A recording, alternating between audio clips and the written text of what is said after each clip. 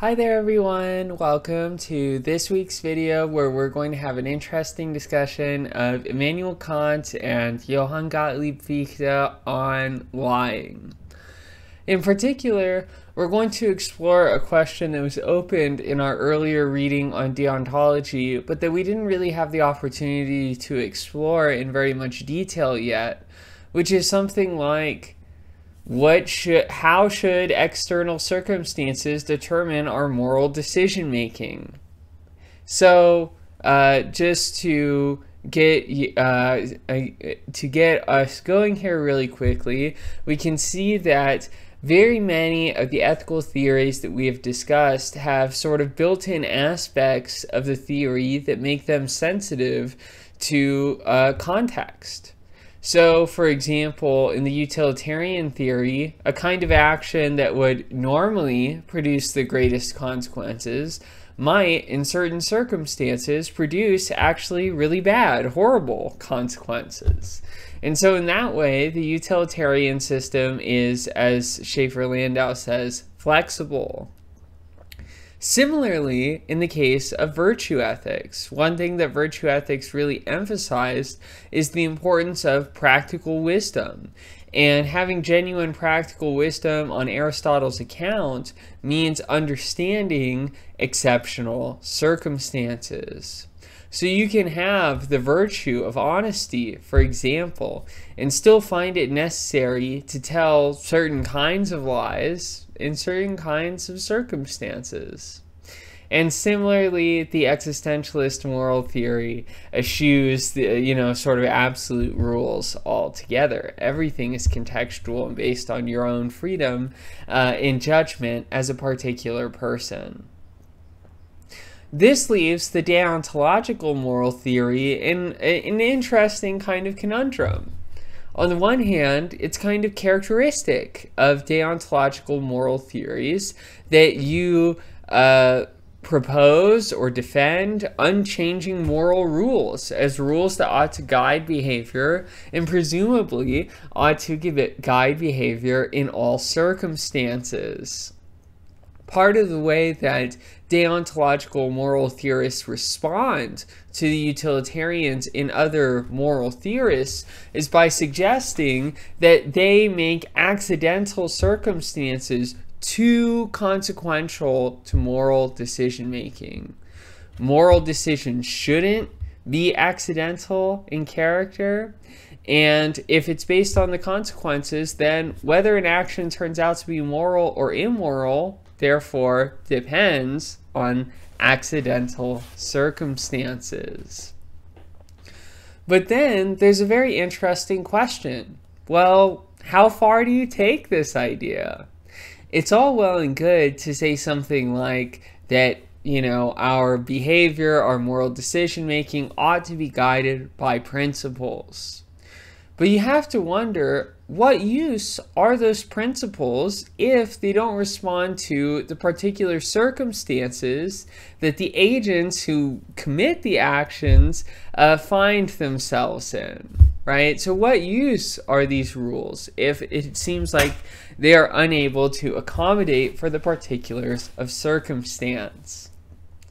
These questions are going to motivate us today into a deep exploration, really more of a surface level explanation or exploration, if we're honest, of Kant and Fichte, two deontological moral theorists who happen to disagree about this important issue of how much a deontological moral theory should take into account the circumstances.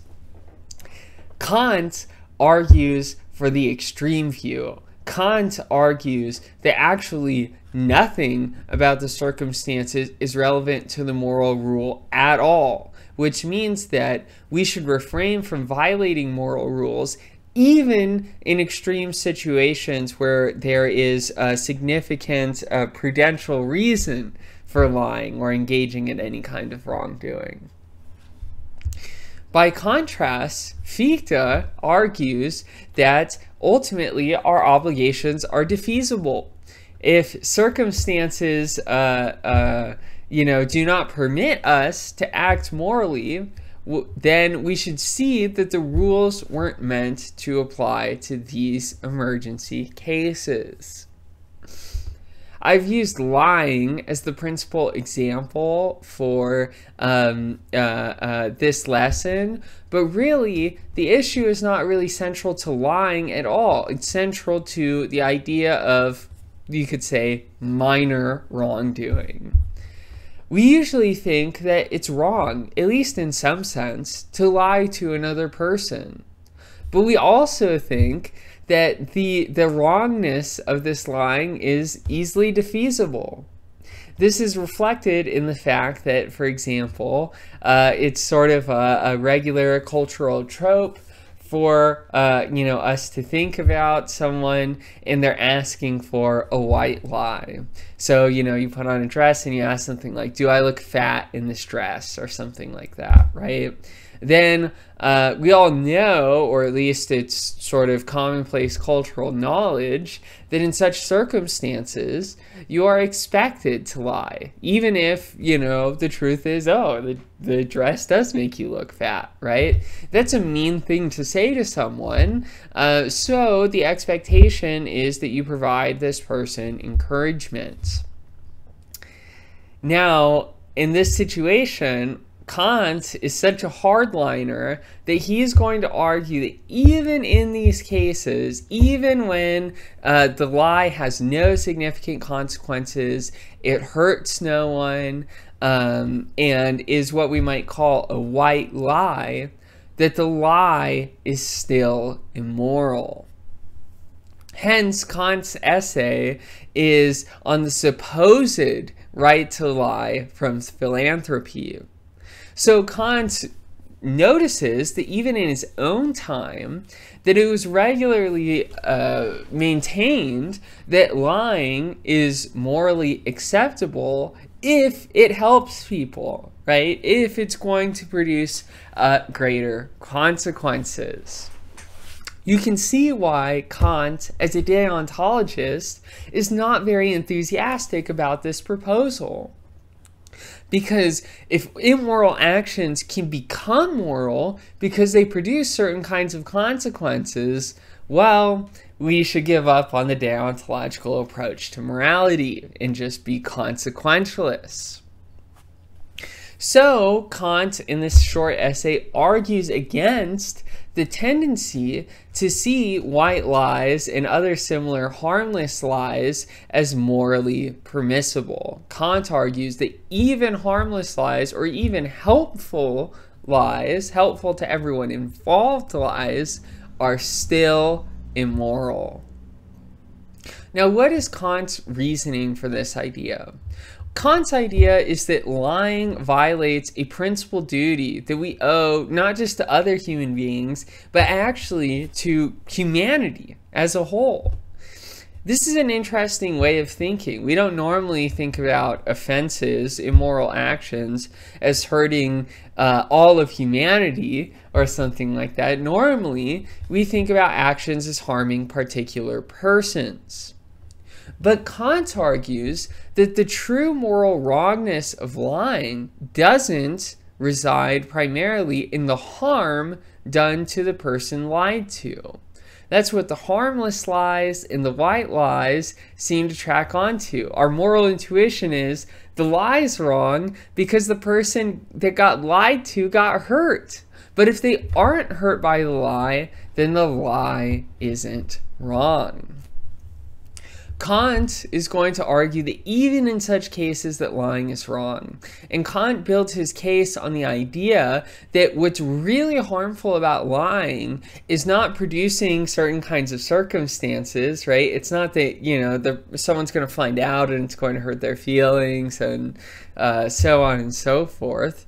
Because Kant readily admits, well, it could just never happen that way, right? You could just lie and get away with it, and it could ultimately hurt no one. But it's still wrong. And so we need to decipher where Kant thinks that the harm or wrongfulness of this action really resides. Ultimately, Kant's answer is going to be that when you endorse the principle that that you can lie to people if it'll produce positive circumstances, then ultimately this is a harm done to all rational beings. Kant's thought is this. Kant's thought is, if you endorse the idea that we should just lie when the circumstances are arranged such that it's going to produce a better consequence, well then we have no real obligation to be truthful to one another as rational beings. So in other words, when you lie to someone to produce beneficial circumstances, you're violating the second formulation of the categorical imperative. You're using them as a means to an end, and that's wrong. It also involves a violation of the first formulation of the categorical imperative. None of us could accept, oh, I'll live in a society that is essentially premised on lying and is truthful only in certain exceptional circumstances. No, part of what is involved in recognizing another person as a moral agent and interacting with them morally is, for Kant, recognizing their personhood. This personhood obligates us to treat them with respect at all times and never simply to use them as a means to an end. Therefore, lying, even though that's seen as a relatively minor, morally wrong action, is still nevertheless permissible in no circumstances, according to Kant. So Kant draws this picture that I've, tried to draw out a little bit myself, where he envisions that your friend comes over, your friend is staying with you, and for whatever reason, a murderer is after them. So they're hiding out from this murderer. And now the murderer comes to your door and asks, hey, I'm looking for this person. Are they here? Kant says, even in this extreme circumstance, you are not permitted to lie. So in other words, even though it seems like the lie is totally beneficial, right, to your friend, it's beneficial, presumably to the person who would otherwise murder your friend, Kant says, even in this case, it's immoral to lie. I've tried to, sometimes we amend Kant's example slightly. We want to make it more clear why it is that a murderer would come to a door. So we say something like, oh, your friend is a Jewish person in Nazi Germany, and the people coming to your door are Nazis. This helps us think through the circumstance because we don't need to imagine all of these what-if scenarios with the thought experiment. We know that the people coming to the door have murderous intent. We know that they are horribly immoral. And we know that, they'll receive the support of the state to, kill your friend, right? And Kant says, even in these cases, it's wrong to lie. Now that is seen as really extreme, and most people would reject Kant on this on this question. Most people do not agree with Kant that it's immoral to lie, even in this extreme circumstance with the murderer at the door or the Nazis at the door, what have you. And so this raises a question, well, does that mean that deontological ethics as a whole is screwed? Does that mean that there's no viable way of putting forward a deontological approach to morality? And this is where we're going to introduce the second figure that we're discussing for this week, Johann Gottlieb Fichte. He's a little bit of an obscure German philosopher. He was not nearly as well known as Immanuel Kant. But he was interesting because he was Kant's contemporary. So, Kant is publishing his new philosophical system. He's going around saying, oh, I've changed philosophy forever. I'm the greatest, all this kind of stuff. And Fichte is a German intellectual who believed him. who is like, wow, Kant's philosophy really is the greatest. The deontological approach to morality is awesome. I totally agree with everything it is that he has to say. But what's interesting is that Fichte, in many ways, beat Kant to the punch. He started writing about political stuff even before Kant started writing about it. And even though Fichte anticipated agreeing with Kant about everything, Fichte actually ended up disagreeing with Kant about almost everything. So I've cut out a short section of one of his works where Fichte tries to make the case that even in a deontological approach to morality, that circumstances count, and they can help determine whether an action was permissible in circumstances that they otherwise wouldn't be permissible in. So we can think about the thesis of Fichte's argument as being that lying and other forms of wrongdoing, Fichte is not really concerned with lying, are permissible as a right of necessity. So in other words, in exceptional emergency circumstances, things that were at one point immoral can become permissible, but only within the circumstances.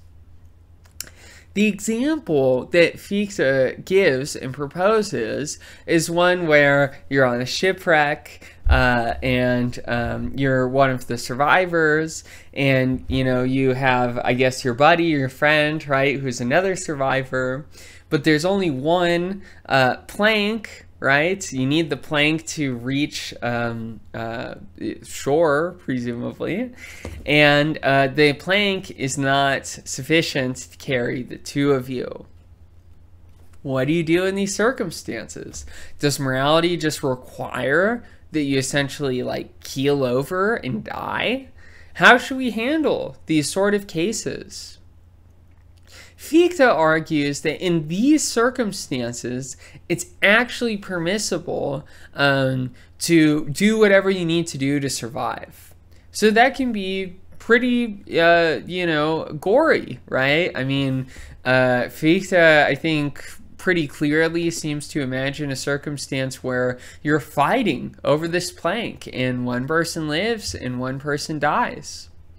And unlike Kant, who would certainly see this as totally immoral and the circumstances change nothing about the moral principle that you're endorsing, Fichte thinks in these circumstances you should want to survive, right? You should want to continue to live so that you can fulfill various kinds of moral purposes.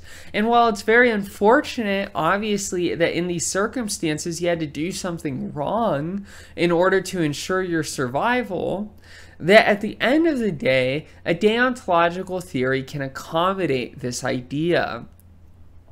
In particular, Fichte's thought is this, that morality, the way that we interact with and decide to treat one another, assumes that a relationship of right is possible.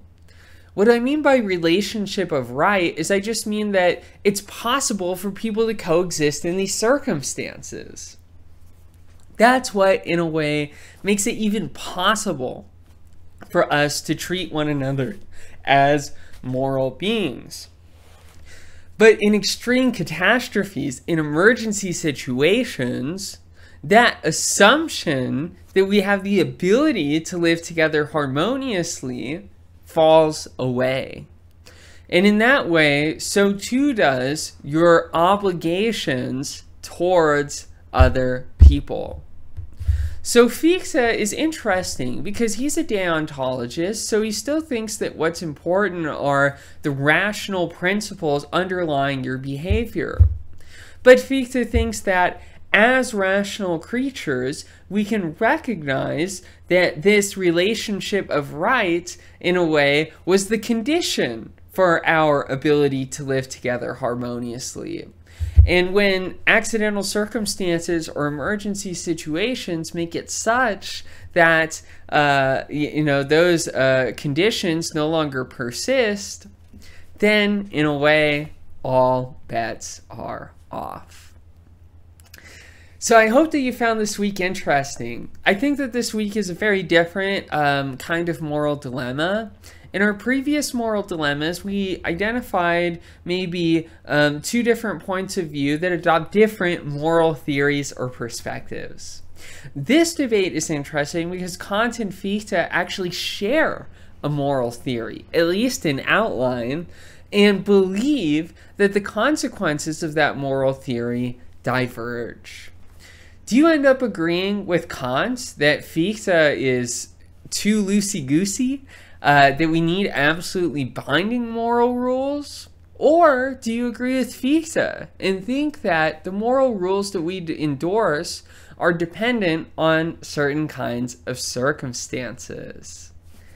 I hope that this video is interesting for you. I very much look forward to hearing what you all think in our discussion forum, and I'll see you in the next video.